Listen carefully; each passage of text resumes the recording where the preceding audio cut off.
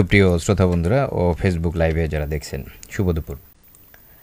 সকলকে স্বাগত জানাচ্ছি বাংলাদেশ বেতার গোপালগঞ্জ থেকে স্বাস্থ্য বিষয়ক ফোন ইন অনুষ্ঠান স্বাস্থ্য জীবনে। আপনাদের সঙ্গে রয়েছি আমি ডাক্তার সঞ্জয় বিশ্বাস। আপনারা শুনছেন বাংলাদেশ বেতার গোপালগঞ্জ FM 92.0 মেগাহার্জে। আজকের আলোচনার বিষয় প্রস্রাবে জ্বালাপোড়া, কারণ, চিকিৎসা ও প্রতিকার। বিশেষজ্ঞ অতিথি হিসেবে আমাদের স্টুডিওতে উপস্থিত আছেন ডাক্তার শেখ মোহাম্মদ এরশাদ, কিডনি রোগ বিশেষজ্ঞ, গোপালগঞ্জ মেডিকেল কলেজ হাসপাতাল, গোপালগঞ্জ। আজ আমরা বিশেষজ্ঞ অতিথির সাথে কথা বলবো প্রস্রাবে জ্বালাপোড়া, কারণ, চিকিৎসা ও প্রতিকার বিষয়ে। স্যারকে আজকের অনুষ্ঠানে স্বাগত জানাচ্ছি। কেমন আছেন আপনি? ধন্যবাদ ডাক্তার সঞ্জয়। জি, ভালো আছি। আজকে আমরা স্যার প্রস্রাবে জ্বালাপোড়া এই বিষয়টি নিয়ে কথা বলবো। দেখা যায় যে নানা সময় পুরুষ মহিলা উভয় এবং বাচ্চা থেকে শুরু করে বড় সবারই দেখা যায় এই ধরনের সমস্যা কম বেশি জীবনের কোনো না কোনো পর্যায়ে হয়তো গিয়ে ফেস করে। এবং পুরুষ মহিলা কেমন হয় সেটাও হয়তো আপনার কাছে দিয়ে শুনবো। নারীদের ক্ষেত্রে হয়তো আমরা অনেক সময় একটু অসুবিধাও ফেস করতে হয়, টয়লেট হয়তো অনেক সময় চেপে রাখতে হয়, এই জন্য নারীদের সমস্যাটা একটু বেশিও থাকতে পারে। বিষয়গুলো আমরা আপনার কাছ থেকে শুনবো এবং আমাদের শ্রোতা বন্ধুরা যারা আছেন তাদের যদি কোনো প্রশ্ন থাকে তারাও হয়তো ফোন করে আমাদের কাছ থেকে আপনার কাছ থেকে সেই প্রশ্ন উত্তর জানতে পারবে। তো প্রস্রাবের জ্বালাপোড়া আমরা কখন বলবো, বা রোগীরা প্রস্রাবের জ্বালাপোড়া সম্পর্কিত বিষয়গুলো নিয়ে আপনার কাছে কী হিসেবে আসে বা তখন কি বলে তারা? জি, ধন্যবাদ। আসলে প্রস্রাবে জ্বালাপোড়া এটা খুব কমন একটা উপসর্গ বাংলাদেশের, বিশেষত আমাদের দেশের নারীদের। এবং এই প্রস্রাবের জ্বালাপোড়া রোগীরা সাধারণত আমাদের কাছে আসে প্রস্রাবে, অনেকে বলে যে প্রস্রাব করতে গেলে তার ব্যথা অনুভব হয়, অনেকে বলেন যে তার প্রস্রাব করতে গেলে কিছুটা ডিসকমফোর্ট হয়, এবং অনেকের বলে যে প্রস্রাবে প্রচুর জ্বালাপোড়া করে। একই সাথে দেখা যায় এর সাথে অনেকের তলপেট ব্যথা থাকে এবং কারো কারো ক্ষেত্রে জ্বর থাকতে পারে। তো প্রস্রাবের জ্বালাপোড়া এই উপসর্গটা আসলে খুব কমন, বিশেষত আমাদের দেশের নারীদের। এবং বিভিন্ন স্টাডিতে দেখা গেছে যে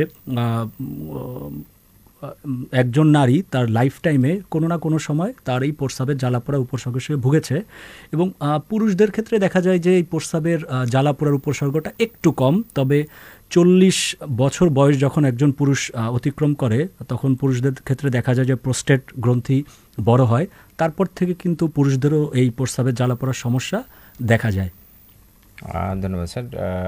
তো স্যার যেমন কারণ বলছিলেন যে পুরুষের ক্ষেত্রে যেমন একটা প্রোস্টেট হয়তো বড় হলে এরকম, এবং শিশুদের ক্ষেত্রে, তো স্যার যদি একটু বলেন যে কোন কোন কারণগুলোর কারণে শিশুদের ক্ষেত্রে বা পুরুষ মহিলা যদি স্যার একটু বলেন। যে তো প্রস্রাবের এই জ্বালাপোড়া আসলে অনেকগুলো কারণে হয়, তার মধ্যে একটা সবচাইতে যে কমন আমাদের দেশে সেটা হচ্ছে প্রস্রাব ইনফেকশন। যদি একটা ফোন কল একটু নিয়ে নিই।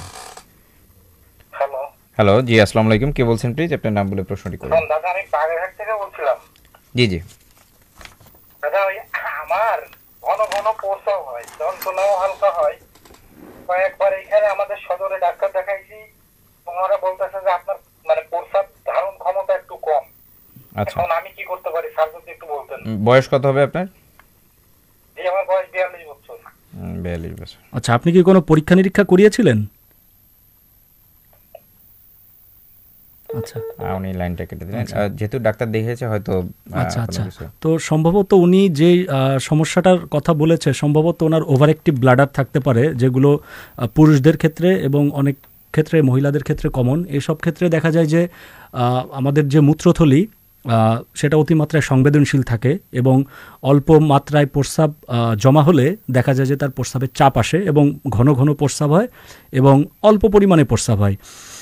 তো এইসব ক্ষেত্রে আসলে এটা ডায়াগনোসিস করার জন্য আসলে অন্যান্য যেসব কারণে ঘন প্রস্রাব হয়, যেমন প্রস্রাবে ইনফেকশন কিংবা মূত্রনালী কারো সরু কিনা কিংবা প্রোস্টেট গ্রন্থি বড় কিনা, এই জন্য আমরা আসলে কিছু পরীক্ষা নিরীক্ষা করি, যেমন ইউরিনের রুটিন টেস্ট এবং একটা আলট্রাসোনোগ্রাফি, তার সাথে ইউরোফ্লোমেট্রি এবং আরও কিছু টেস্ট আছে।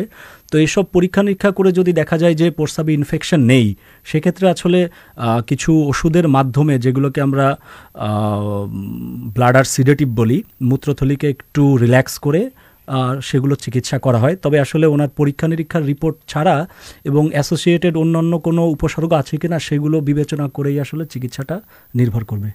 ধন্যবাদ স্যার।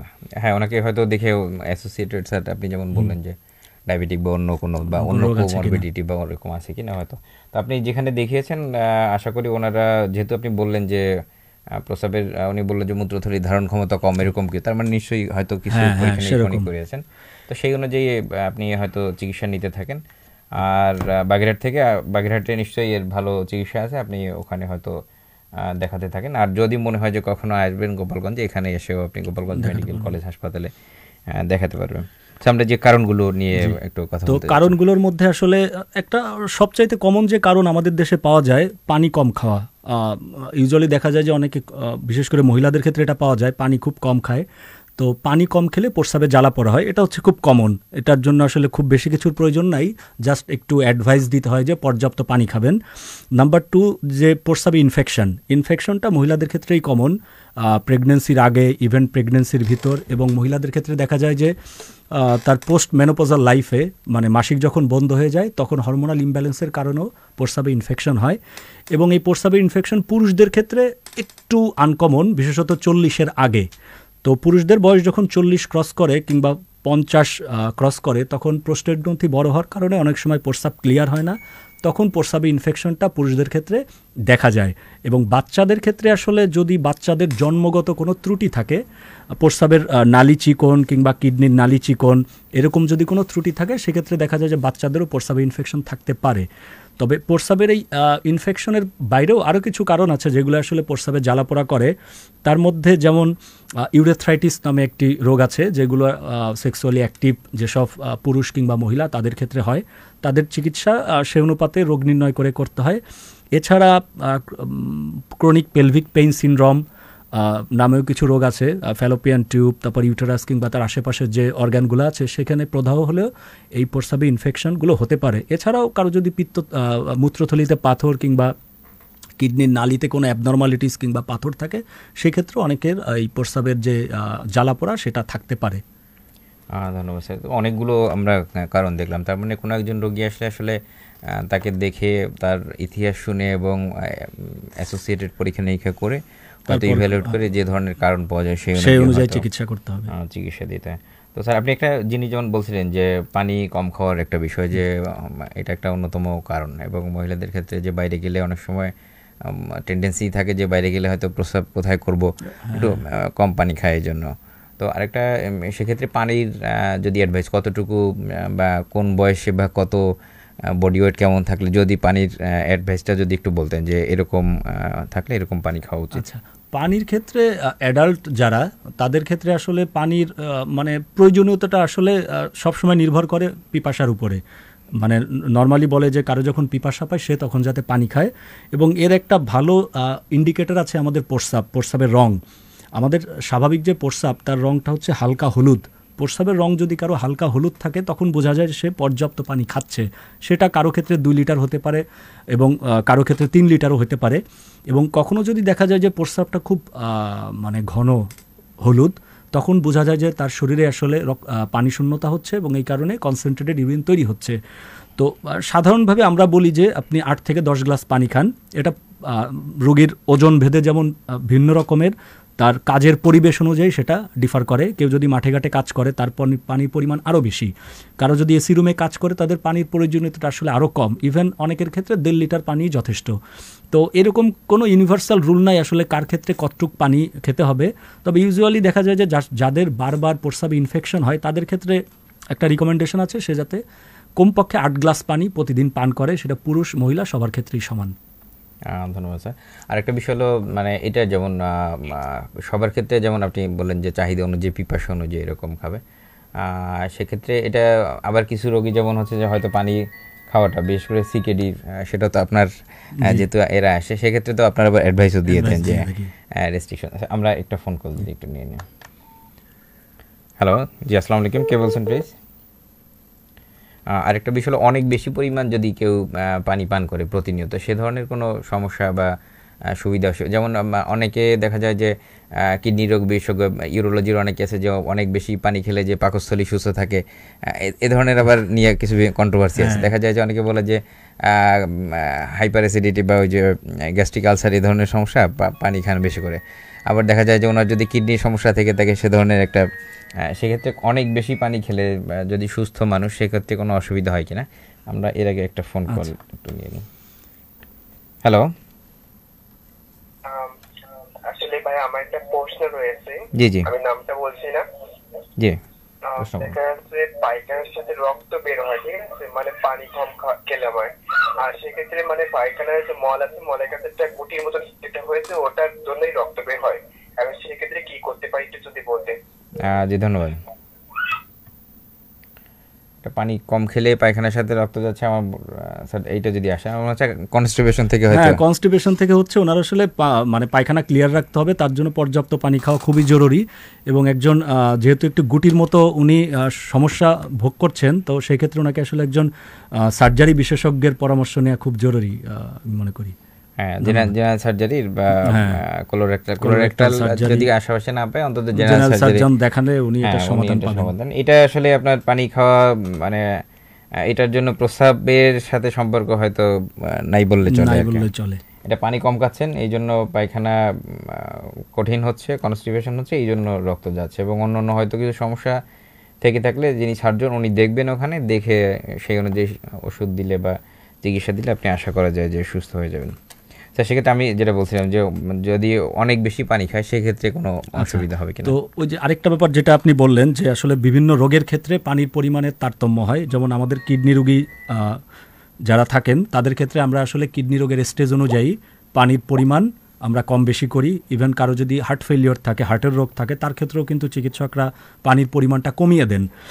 এবং অনেক ক্ষেত্রে আমরা পানির পরিমাণ রোগীদের বাড়াতে বলি। যদি কারো বারবার কিডনিতে পাথর হয়, তখন আমরা বলি যে আপনি প্রয়োজনের তুলনায় বেশি পানি খাবেন, যেটা হচ্ছে রুগীদের আমরা বলি আপনার যত কমপক্ষে 2.5 লিটার করে প্রস্রাব হয় সেই পরিমাণে আপনার পানি খেতে হবে।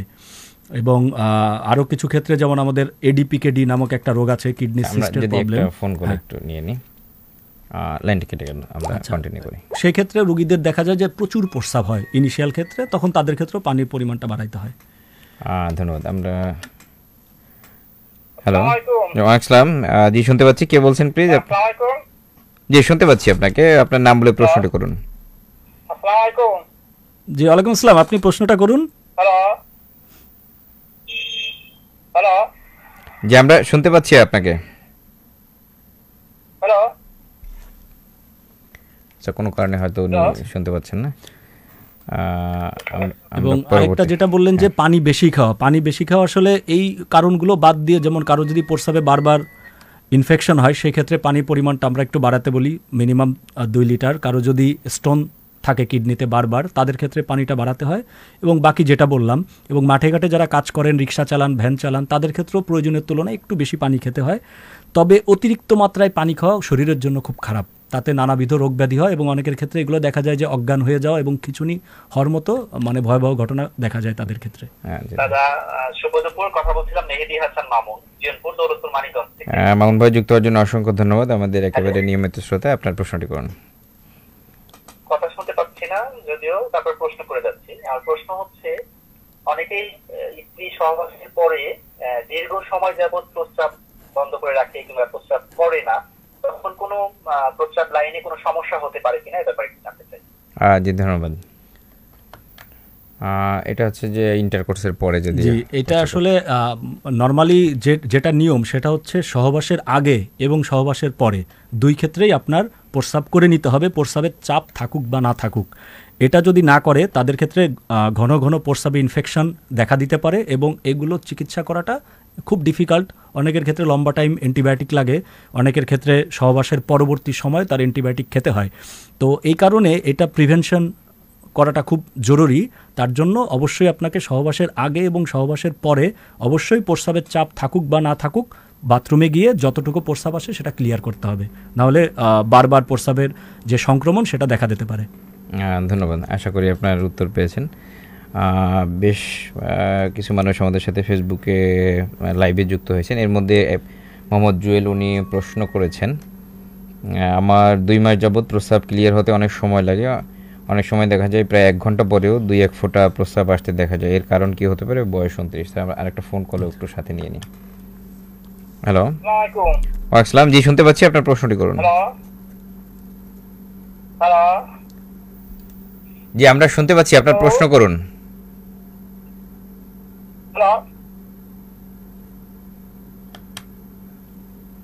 লাইনে বোধহয় একটু সমস্যা হচ্ছে। এটা একটু হয়তো ওনারা শুনতে পাচ্ছেন আমাদের এখান থেকে যেটা হচ্ছে আমাদের ফোন কলে বোধহয় একটু সমস্যা হচ্ছে, টেকনিক্যাল বোধহয় কিছু এরর হচ্ছে, যারা ফোন করছেন ওনারা বোধহয় শুনতে পাচ্ছেন না আর কি।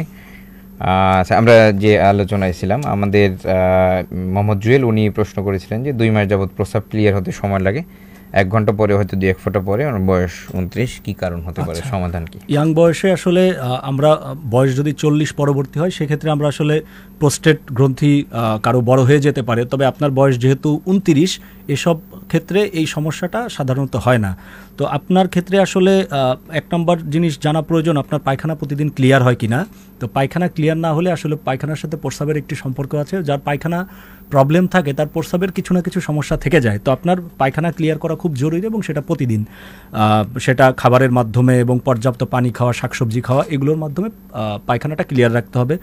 যদি আপনার পায়খানা ক্লিয়ার থাকে সেক্ষেত্রে আসলে দেখতে হবে যে আপনার প্রস্রাবের রাস্তার কোথাও চিকন কিনা, যেটাকে আমরা স্ট্রিকচার বলি, সেটা প্রস্রাবের রাস্তায় অনেক সময় চিকন থাকলে ইয়াং এজে দেখা যায় যে খুব বেশি সমস্যা হয়তো হয় না, তবে চিকন নালিতে প্রস্রাব হয় এবং প্রস্রাবের পরে অনেক সময় ফোঁটায় ফোঁটায় প্রস্রাব পড়তে থাকে। তো সেই ক্ষেত্রে আসলে কিছু পরীক্ষা নিরীক্ষা, যেমন আমরা একটু ইউরিন টেস্ট করে দেখি যে প্রস্রাবে কোনো ইনফেকশন আছে কিনা, তার সাথে আল্ট্রাসাউন্ড করে দেখি যে আপনার প্রস্রাব পরবর্তী সময়ে প্রস্রাব জমে থাকে কিনা, এবং একই সাথে আমরা ইউরোফ্লোমেট্রি নামে একটি টেস্ট করি, যেটা দেখে আমরা প্রস্রাবের গতিটা একটু আইডিয়া করার চেষ্টা করি যে প্রস্রাবের রাস্তায় কোথাও চিকন আছে কিনা। তো এই সবগুলো পরিমাপ করে আসলে আপনার চিকিৎসাটা নির্ধারণ করতে হবে যে কোন সমস্যাটা আপনি ভুগছেন, সে অনুযায়ী চিকিৎসা নিলে আশা করা যায় আপনার এই সমস্যাটা দূর হয়ে যাবে। ধন্যবাদ। ধন্যবাদ, আশা করি আপনার প্রশ্নের উত্তর পেয়েছেন। সেক্ষেত্রে একজন কিডনি রোগ বিশেষজ্ঞ ওনার কাছে গেলে ইতিহাস নিয়ে পরবর্তী আপনার পরীক্ষা নিরীক্ষা করে আশা করা যায় যে এটার একটা সমাধান করতে পারবে। আমরা আরেকটা ফোন কল একটু নিয়ে নিচ্ছি। হ্যালো, ওয়ালাইকুম আসসালাম, জি কে বলছেন প্লিজ? আপনাকে শুনতে পাচ্ছি না। মোহাম্মদ কাশেম সরদার, নিয়মিত শ্রোতা, তুমুরিয়া থানা, খুলনা থেকে বলছি। হ্যাঁ কাশেম, আমাদের নিয়মিত শ্রোতা, খুলনা থেকে যুক্ত হয়েছেন, অসংখ্য ধন্যবাদ। আপনার প্রশ্নটি করুন। এই তো রেডিও সেটে অনুষ্ঠান শুনতেছি, বলছি ওই যে অনেক সময় দেখা যাচ্ছে গরমকালে অতিরিক্ত গরম পড়লে দেখা যাচ্ছে ফ্রিজের ভেতরে আর সিট আছে এসব খায়, মানে পানির বালতি। জি জি, এখন সেক্ষেত্রে এটা কি আসলে খাওয়া উচিত নাকি পানি খাওয়াটাই উচিত, সেটা যদি একটু বলতেন। জি ধন্যবাদ। গরমের সময় যে কোলা জাতীয় যেগুলো হচ্ছে যে এগুলো খাওয়া ঠিক হবে কিনা? কোলা জাতীয় খাবার অ্যাকচুয়ালি স্বাভাবিক মানুষেরই খাওয়া ঠিক না, এবং এই কোলা জাতীয় খাবারগুলো, একটা ফোন কল একটু নিয়ে নিই, তারপর আমরা উত্তরে আসবো। হ্যালো হ্যালো, নমস্কার, আমাদের একেবারে নিয়মিত শ্রোতা। হ্যাঁ আমরা শুনতে পাচ্ছি, আপনার প্রশ্নটি করতে পারেন সদাইদা।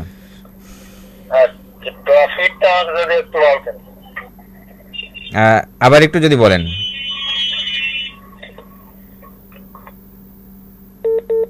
আমি ঠিক ধরতে পারিনি। উনি যেটা বললেন যে সফট ড্রিঙ্কস, সফট ড্রিঙ্কস আসলে স্বাস্থ্যসম্মত কোনো খাবার না, এটা নর্মাল কারোরই খাওয়া উচিত নয়, এবং সফট ড্রিঙ্কস যারা বেশি খায় তাদের আসলে এমনিতে ঘন প্রস্রাব হয়। তো এই কারণে যাদের ঘন প্রস্রাব হয় তাদের আমরা সফট ড্রিঙ্কস খেতে নিষেধ করি, এবং গরমের দিনে আপনার সফট ড্রিঙ্কস খাওয়াটা আরও খারাপ। এবং যারা বিশেষত গরমের ভিতর কাজ করে, আপনার পানি খেতে হবে, পানি খাবেন, ক্ষেত্র বিশেষে আমরা স্যালাইনও খেতে বলি, কারণ আপনার গরমের সময় ডিহাইড্রেশনের একটা রিস্ক থাকে, এবং কোলা এবং সফট ড্রিঙ্কস খেলে আপনার ঘন প্রস্রাবের মাধ্যমে আপনার ডিহাইড্রেশনের মাত্রা বাড়তে পারে। তো এইসব খাবার এমনিতেই স্বাস্থ্যসম্মত নয়, এবং গরমের দিনে আপনার এটা পরিহার করা সবচেয়ে ভালো। হ্যাঁ ধন্যবাদ। আমরা আরেকটা ফোন কল একটু নিয়ে নিই। হ্যালো, জি আসসালামু আলাইকুম, কে বলছেন প্লিজ? নাম বলে প্রশ্নটি করুন। আসসালামু আলাইকুম। আসসালাম। হ্যালো, জি আমরা শুনতে পাচ্ছি, আপনার প্রশ্নটি করুন। জি আমি কথা বলছি মোহাম্মদ শাহিদুল ইসলাম, লোহাকুচি কম্পিউটারি আদিতবাড়ি, লালমনিরহাট থেকে। জি লালমনিরহাট থেকে যুক্ত হওয়ার জন্য অসংখ্য ধন্যবাদ। জি আমি স্যারের কাছে জানতে চাই, সেটা হলো যে একজন সুস্থ মানুষ দৈনিক কতটুকু পরিমাণের ফল খাওয়া উচিত? জি ধন্যবাদ স্যার, যদিও অলরেডি প্রশ্নের উত্তর দিয়েছেন, তারপর স্যার যদি সংক্ষেপে ওনাকে আবার একটু বলেন। দৈনিক কতটুকু পানির হয়তো মানে মেইন করতে চেয়েছেন সম্ভবত। দৈনিক মানে পানি, ফলের ব্যাপার যদি বলি, প্রত্যেকটা মানুষের দৈনিক একটি করে ফল খাওয়া উচিত। আসলে সেটা আপনি যে কোনো ফলই খেতে পারেন, আপেল খেতে পারেন, পেয়ারা খেতে পারেন, কলা খেতে পারেন, যে কোনো একটা ফল আপনি খেতে পারেন। এবং পানির ক্ষেত্রে আসলে যেটা আমি বললাম, পানি একজন মানুষের কতটুকু খেতে হবে তা আসলে তার অনেকগুলো ফ্যাক্টরের উপর ডিপেন্ড করে। একজন মানুষের শরীরের ওজন, তার শরীরে কোনো রোগ আছে কিনা। আমরা একটা ফোন কল একটু নিয়ে নিই, তারপরে আলোচনায় থাকবো। হ্যালো, আসসালামু আলাইকুম। জি আসসালাম। ভালো আছেন? জি ভালো আছি। কে বলছেন প্লিজ? আপনার নাম বলে প্রশ্নটি করুন। লাইনটা কেটে গেল। আচ্ছা, পানির পরিমাণ, হ্যাঁ, পানি, শরীরে কোনো রোগ আছে কিনা এবং তিনি কি কাজ করেন, তিনি এসিতে কাজ করেন নাকি মাঠে কাজ করেন, রিক্সা চালান, ভ্যান চালান, অনেকগুলো ফ্যাক্টরের উপর ডিপেন্ড করে আসলে পানির পরিমাণ ঠিক করতে হয়। তো স্বাভাবিকভাবে আমরা রুগীদের বলি যে আপনি 2 থেকে 2.5 লিটার পানি খান, এবং এটার একটা বেস্ট ইন্ডিকেটর হচ্ছে আমাদের ইউরিন, প্রস্রাব। তো প্রস্রাবের স্বাভাবিক যে রং হালকা হলুদ, সেই কালারটা যদি আপনার থাকে আপনি বুঝবেন যে আপনি পর্যাপ্ত পানি খাচ্ছেন। এবং সাদা, অনেকের ক্ষেত্রে অনেকে প্রচুর পানি খান ইউরিন সাদা করার জন্য। ইউরিন সাদা করার আসলে কোনো এক্সট্রা কোনো বেনিফিট নেই, বারবার বাথরুমে যেতে হয় আর কি। এই জন্য অতিরিক্ত পানি খাওয়া যেমন খারাপ, কম পানি খাওয়া খারাপ। তো আপনার পর্যাপ্ত পানি খেতে হবে। সেটা আসলে যে ফ্যাক্টরগুলো বললাম, ওজন, রোগ কারো শরীরে আছে কিনা, কিংবা অন্য কোনো তার যে পরিবেশে তিনি কাজ করছেন, সেইগুলো ফ্যাক্টরের উপর ডিপেন্ড করে সেটা 1.5 কেজি থেকে 3 কেজি পরিমাণ হতে পারে, এক একজনের ক্ষেত্রে এক এক রকম। জি ধন্যবাদ। আমাদের ফেসবুক লাইভে অনেকেই যুক্ত আছে, এর মধ্যে মেহেদি হাসান মামুন, উনি আমাদের নিয়মিত শ্রোতা, কলও করেছিলেন। উনি আরেকটা প্রশ্ন করেছেন যে বয়ঃসন্ধিকালে অনেকেই সকালে প্রস্রাব করতে গেলে জ্বালা পোড়া করে, সেক্ষেত্রে করণীয় কি? আচ্ছা, আমাদের সকালের যে প্রস্রাব সেটা আসলে কনসেন্ট্রেটেড ইউরিন, এবং সকালের প্রস্রাব কিন্তু অনেক হলুদ হয়। এর কারণ হচ্ছে ওভারনাইট, সারা রাত আমরা আসলে পানি খাই না এবং সারা রাত আমরা ঘুমাই থাকি, এবং আমাদের শরীরের যে একটা হরমোন আছে ADH, সেটা আসলে রাতের বেলা বেশি কাজ করে, যে কারণে ওয়াটার অ্যাবজর্পশন বেশি হয়, শরীর শুষে নেয়। তো আমাদের ঘন যে মানে কনসেন্ট্রেটেড ইউরিন সকালে পাস করে, এবং ওই টাইমে আসলে শুধু বয়ঃসন্ধিকাল না, যে কোনো মানুষেরই সকালের প্রথম ইউরিনের প্রস্রাব একটু জ্বালাপোড়া হতে পারে, সেটা ঘন প্রস্রাবের কারণে। অন্য কোনো ইনফেকশন কিংবা এইগুলো সাধারণত না থাকার সম্ভাবনাই বেশি। তো এগুলোর জন্য আসলে খুব বেশি কিছু করণীয় না, এটা অ্যাকচুয়ালি নর্মাল। তো বয়ঃসন্ধিকাল এবং যে কোনো সময়, এবং সকালের ইউরিনটা অনেক হলুদ থাকে, যেটা হচ্ছে আমি যেটা বললাম যে আমাদের শরীরে রাতের বেলা আমরা যেমন পানি খাই না, এই কারণে প্রস্রাবের রঙটা আসলে একটু হলুদ হয়। তো এটা নিয়ে খুব একটা দুশ্চিন্তাগ্রস্ত হওয়ার কোনো কারণ নেই, এবং এটা আসলে অন্য কোনো সমস্যার কারণে হচ্ছে না। ধন্যবাদ। ধন্যবাদ স্যার। কারো কারো ক্ষেত্রে দেখা যায় যে প্রস্রাবে ইনফেকশন হলো, ডাক্তারের কাছে আসলো, তখন স্যার আমরা একটু চিকিৎসার আগে যে কোন কোন পরীক্ষা নিরীক্ষা আপনি অনেক ক্ষেত্রেই বলে গেছেন, তারপর যদি একটু একসাথে বলেন যে কী কী করা হয়। এবং আরেকটা বিষয় একটু স্যার জানতে চাইবো, যে দেখা যায় যে চিকিৎসায় অনেকের ভালো হয়ে গেল কিন্তু কিছুদিন পর আবার হয়, বারবার হচ্ছে, সেক্ষেত্রে আসলে ওনাদের জন্য কোনো পরামর্শ আছে? তো মহিলাদের ক্ষেত্রে যেহেতু প্রস্রাবের ইনফেকশনটা খুব কমন, তো আমাদের যে রিকমেন্ডেশন সেটা বলে যে কোনো মহিলার যদি প্রস্রাবে ইনফেকশনের সিমটম থাকে, তাকে কোনো ধরনের ইনভেস্টিগেশন না করে তাকে অ্যান্টিবায়োটিক দিয়ে দেওয়া যায় 5 দিন কিংবা 3 দিনের জন্য, সেটা ইফেক্টিভ। তবে তার যদি বারবার প্রস্রাবে ইনফেকশন হয়, তখন সেক্ষেত্রে আমরা একটি ইউরিন পরীক্ষা করি, ইউরিন কালচার অ্যান্ড সেন্সিটিভিটি টেস্টটি করি, এবং বারবার ইউরিন প্রস্রাবে ইনফেকশন হলে তাকে একটা আল্ট্রাসাউন্ড করা হয়। তবে পুরুষদের ক্ষেত্রে প্রস্রাবে ইনফেকশন যেমন খুব কমন না, কোনো পুরুষের যদি প্রস্রাবে ইনফেকশনের সিমটম থাকে, তার ইউরিন আরই এবং ইউরিন কালচারের সাথে তার একটা অবশ্যই আল্ট্রাসাউন্ড করতে হবে। একই সাথে বাচ্চাদের ক্ষেত্রে অনেকের জন্মগত ত্রুটি থাকে, তো তার ক্ষেত্রে ইউরিন একটা রুটিন পরীক্ষার সাথে কালচার সেন্সিটিভিটি এবং একটা আল্ট্রাসাউন্ড করতে হয়, যে জন্মগত কোনো ত্রুটির কারণে তার এই প্রস্রাবে ইনফেকশনটা বারবার হচ্ছে কিনা। এবং বারবার প্রস্রাবে ইনফেকশন হলে সেক্ষেত্রে আমাদের কিছু জেনারেল মেজার্স আছে, যেগুলো হচ্ছে প্রস্রাবে ইনফেকশনটাকে প্রিভেন্ট করে। যেমন অ্যাডাল্টের ক্ষেত্রে আমরা সবসময় বলি যে আপনি কমপক্ষে 2 লিটার পানি খাবেন, মানে সহজ বাংলায় আমি যদি বলি আপনি 8 গ্লাস পানি খাবেন।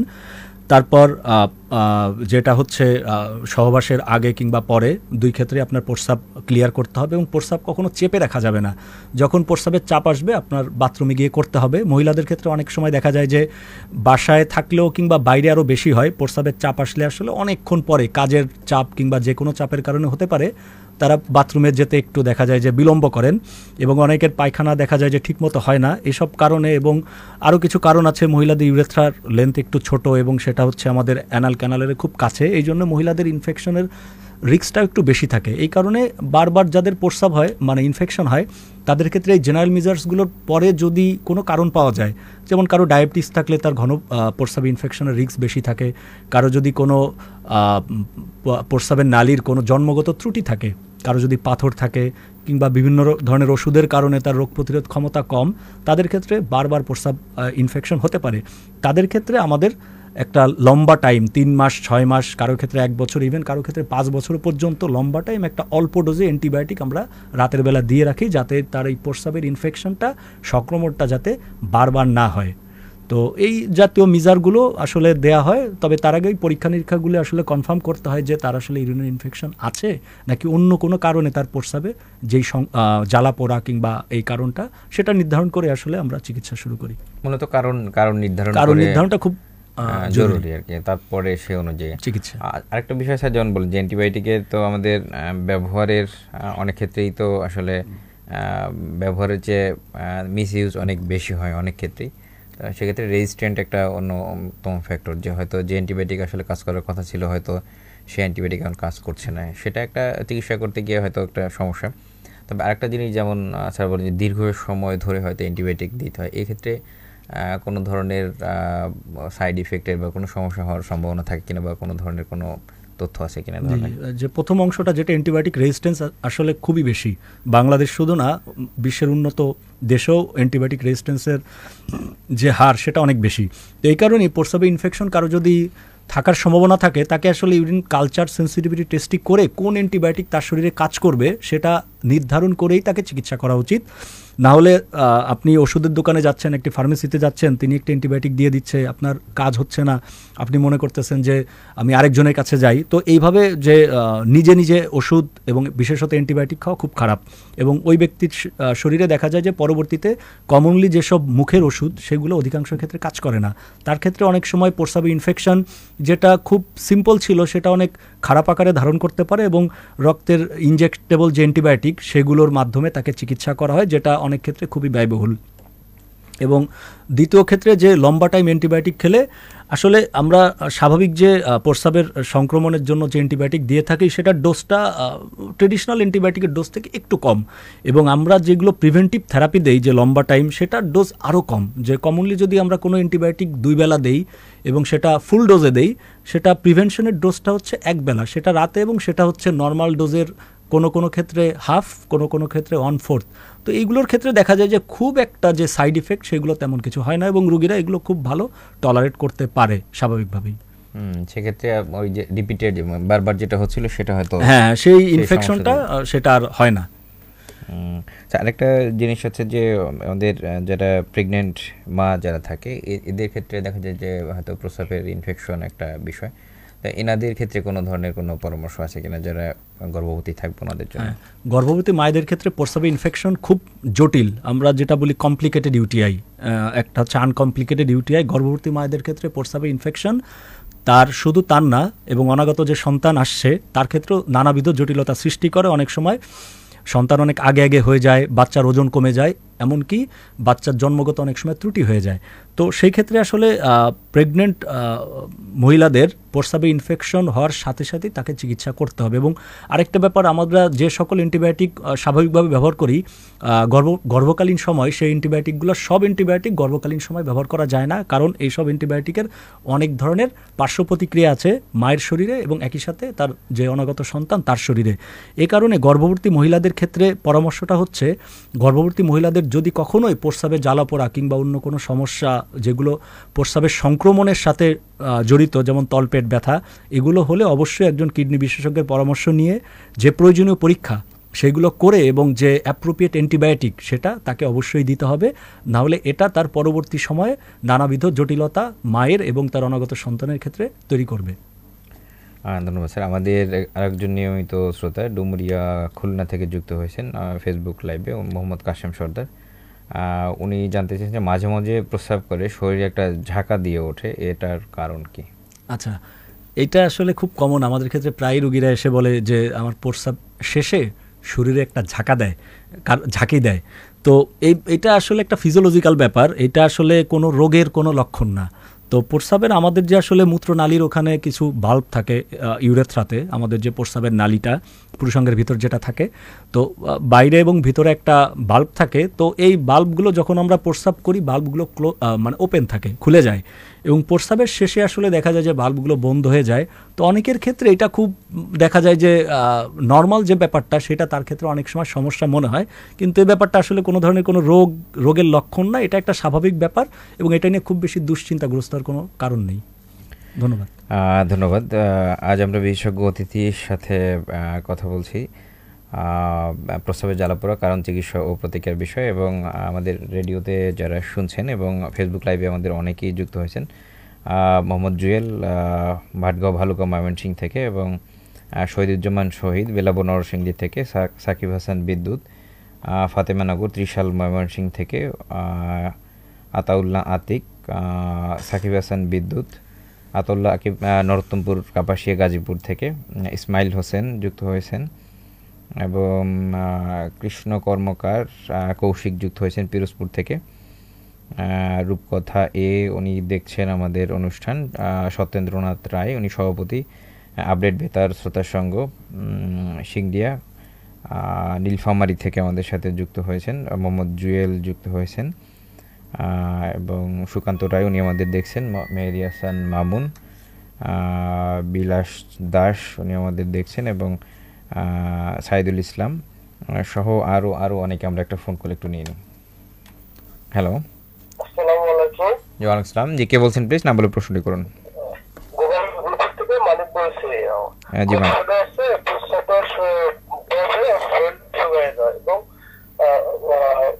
আমরা প্রচুর পরিমাণে পানি তৃষ্ণা অনুভূত করি এবং প্রচুর পরিমাণে পানি খাই। তারপরে আমার মোটামুটি ইদানিং ডাইন পাশে একটু ব্যথা হয়, বুঝছেন? ব্যথা হওয়ার আমি কি করতে পারি? জি ধন্যবাদ।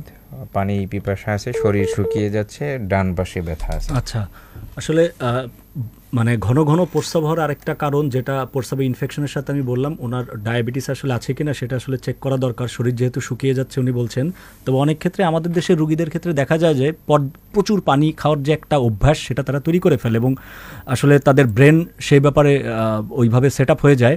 তো অনেকের ক্ষেত্রে মানে এত বেশি পানি খায়, 5 লিটার 6 লিটার 7 লিটার 8 লিটার প্রচুর পানি খায়, এবং এগুলো আসলে সাইকোজেনিক পলিডিপসিয়া নামক একটা রোগ আছে। এই রোগটা আসলে আমরা প্রস্রাবের একটু পরীক্ষা করে এই রোগটা আসলে ডায়াগনোসিস করি। তো এটা আসলে মানসিক একটা প্রবলেম, প্রচুর পানি খাওয়া।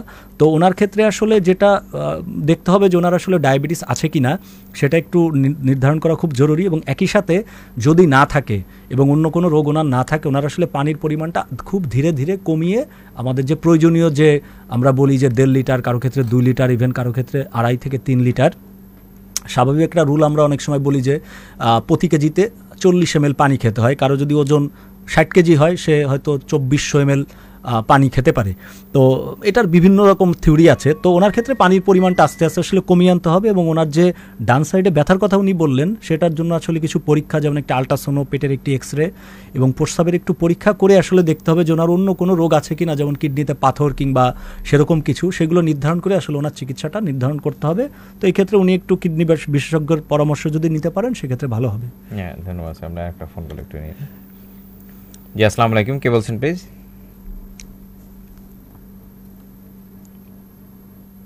হ্যালো, জি শুনতে পাচ্ছেন আমাদের?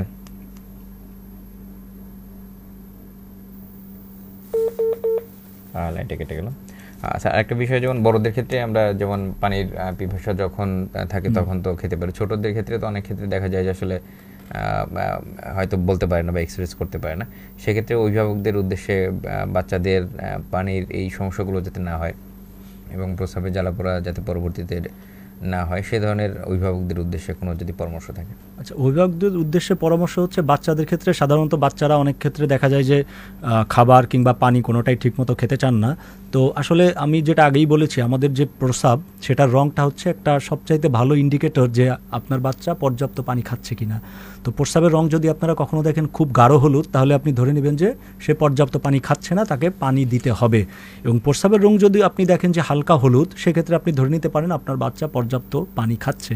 এবং বাচ্চাদের ঘরের খাবারের বাইরে যে বাইরের যে খাবারগুলো, চিপস এবং বিভিন্ন কেক, বাইরের যে অতিরিক্ত তৈলাক্ত এবং লবণাক্ত যে খাবার, সে খাবারগুলো খাওয়ার একটা প্রবণতা দেখা যায়। তো সেই সব খাবারও আসলে পরিহার করা খুব জরুরি, কারণ এইসব খাবারও দেখা যায় যে অতিরিক্ত লবণের কারণে অনেক সময় শরীরে পানি শূন্যতা তৈরি করে। তো এবং বাচ্চাদের ক্ষেত্রে অনেক সময় প্রস্রাবে ইনফেকশনও হয়, এবং বাচ্চা বলতে পারে না প্রস্রাবে জ্বালাপোড়া করছে, বাট বাচ্চা কান্নাকাটি করছে। প্রস্রাব যখন করে তখন বাচ্চা কান্নাকাটি করে। তো সেই সব ক্ষেত্রে আসলে চিকিৎসকের পরামর্শ নেওয়াটা খুব জরুরি, এবং পরীক্ষা নিরীক্ষা করে যদি ইনফেকশন পাওয়া যায় তো আপনার চিকিৎসক আপনাকে অ্যান্টিবায়োটিক দিবেন, আর যদি দেখা যায় যে কোনো ইনফেকশন পাওয়া নাও যায় তো সেক্ষেত্রে যে রোগটি নির্ধারণ করা যাচ্ছে কিংবা যদি কোনো রোগ না থাকে সেক্ষেত্রে হয়তো কিছু পরামর্শের মাধ্যমে এটার সমাধান সম্ভব। হ্যাঁ, ধন্যবাদ। আমরা আরেকটা ফোন কল একটু নিয়ে নিই। আসসালামু আলাইকুম। জি ওয়ালাইকুম আসসালাম। হ্যালো, আসসালামু আলাইকুম। জি ওয়ালাইকুম আসসালাম। জি কে বলছেন প্লিজ, আপনার নাম বলে প্রশ্নটি করুন। আমি ফটডাঙ্গাতে বসি, গোপালগঞ্জে ফটডাঙ্গা নড়াগাছে নুরুল ইসলাম। জি নুরুল ইসলাম। আর আমার ওই যে একটা ছেলে 14 বছর বয়স। জি জি। হ্যাঁ, কিন্তু ওই মাঝে মাঝে দেখা যাচ্ছে প্রস্রাবে একটু জ্বালা যন্ত্রণা হয়, মাঝে মধ্যে প্রায় মাসে 2-4 করে এরকম হয় প্রস্রাবে জ্বালা যন্ত্রণা। আচ্ছা। একটা হয় যে চিনি মিনিটে শরবত মুখ খাওয়ার পরে তো আবার দেখা যায় ঠিক হয়, এটা কি কারণটা বুঝতে পারছি না। জি ধন্যবাদ। আচ্ছা, আসলে আপনার ছেলে কি করে সেটা জানা জরুরি, কারণ অনেক ক্ষেত্রে দেখা যায় যে বলবেন কি? আপনার ছেলে কি কাজ করে, লেখাপড়া করে নাকি কোনো কাজ করে? শুনতে পাচ্ছেন? 14 বছর বয়স, বেশি বয়স 14 বছর। আপনার ছেলে কি লেখাপড়া করে, স্কুলে যায় নাকি কোনো কাজ করে, চাকরি কিংবা কোনো কাজ? লাইন টিক কেটে গেল। তো 14-15 বছর আপনি যেটা বললেন যে শরবত কিংবা কিছু খাওয়ালে অনেক সময় কমে যায়, তো অ্যাকচুয়ালি আমার মনে হয় যে সে সম্ভবত পর্যাপ্ত পানি খায় না। সে যাতে পর্যাপ্ত পানি খায় সেটার আসলে ব্যবস্থা করা জরুরি, এবং একই সাথে যদি পর্যাপ্ত পানি খাওয়ার পরেও তার জ্বালাপোড়াটা না কমে সেক্ষেত্রে একজন বিশেষজ্ঞ কিডনি ডাক্তারের পরামর্শ নিতে হবে তার প্রস্রাবে আসলে ইনফেকশন আছে কি না, তার জন্য যে পরীক্ষা নিরীক্ষা প্রয়োজন সেগুলো করে আসলে কারণ নির্ধারণ করে চিকিৎসা করতে হবে। ধন্যবাদ। আপনি সময় শেষের দিকে, এটাই হয়তো শেষ ফোন কল। আমরা এটা একটু হ্যালো হ্যালো হ্যালো, আসসালামু আলাইকুম। জি ওয়ালাইকুম আসসালাম। হ্যাঁ, আপনাদের কথা তো বোঝাই যায় না, কথা আসে না। জি এখন কি শুনতে পাচ্ছেন? এখন মোটামুটি আছে। আমি বড়ইয়া থেকে এনামুল হক বলছিলাম। জি এনামুল হক। ভালো আছেন আপনারা? হ্যাঁ ভালো আছি। এনামুল হক যুক্ত হওয়ার জন্য অসংখ্য ধন্যবাদ। আপনার প্রশ্নটি করুন। স্যার, আমার প্রশ্ন হলো যে প্রস্রাবে যদি জ্বালা পোড়া হয় এটা কি পানির শূন্যতার কারণে হয় না এটা এমনি হয়? জি ধন্যবাদ। আমাদের আজকে সারাদিনের আলোচনায় মানে এই বিষয়ে বারবার স্যার বলেছেন, তারপরও শেষ মিনিট আমাদের সময় প্রায় শেষ। স্যার যদি খুব সংক্ষেপে একটু আচ্ছা, বলেন। ধন্যবাদ। পানি শূন্যতার কারণে প্রস্রাবে জ্বালাপোড়া হতে পারে, তবে শুধু পানি শূন্যতাই আসলে প্রস্রাবের জ্বালাপোড়ার একমাত্র কারণ নয়। তো সেক্ষেত্রে আপনার প্রস্রাবে ইনফেকশন আছে কিনা সেটা জানা জরুরি, এবং বয়স্ক মানুষের ক্ষেত্রে দেখা যায় যে প্রোস্টেট গ্রন্থি বড় হওয়ার কারণে অনেকের প্রস্রাব ক্লিয়ার হতে চায় না, তাদের ক্ষেত্রে প্রস্রাবে জ্বালাপোড়া হয়। তো আসলে আপনি যদি পর্যাপ্ত পানি খান তারপরেও যদি আপনার প্রস্রাবে জ্বালাপোড়া থাকে এবং আপনার বয়স যদি 40 কিংবা 50-এর বেশি হয় সেক্ষেত্রে আসলে প্রস্রাব এবং আল্ট্রাসাউন্ড সহ কিছু পরীক্ষা নিরীক্ষার মাধ্যমে আসলে এই জ্বালাপোড়ার কারণটি নির্ধারণ করে আপনার চিকিৎসা করতে হবে। আপনাকে আমি পরামর্শ দেবো, আপনি আপনার নিকটস্থ একজন কিডনি রোগ বিশেষজ্ঞ কিংবা একজন মেডিসিনের বিশেষজ্ঞরও আপনি পরামর্শ নিতে পারেন। আরও একটা ফোন কল, কিন্তু দুর্ভাগ্যক্রমে হয়তো সময় নেই আর কি। ধন্যবাদ। খুব দারুণ করে আমাদের সাথে আলোচনা করলেন বিশেষজ্ঞ অতিথি। আজ আমরা বিশেষজ্ঞ অতিথির সাথে কথা বললাম প্রস্রাবে জ্বালাপোড়া কারণ, চিকিৎসা ও প্রতিকার সম্বন্ধে। এতটা সময় আমাদের সাথে যুক্ত থাকার জন্য অসংখ্য ধন্যবাদ। সকলে ভালো থাকুন, সুস্থ থাকুন। বাংলাদেশ বেতার গোপালগঞ্জের পক্ষ থেকে ভালোবাসা জানিয়ে বিদায় নিচ্ছি। ধন্যবাদ।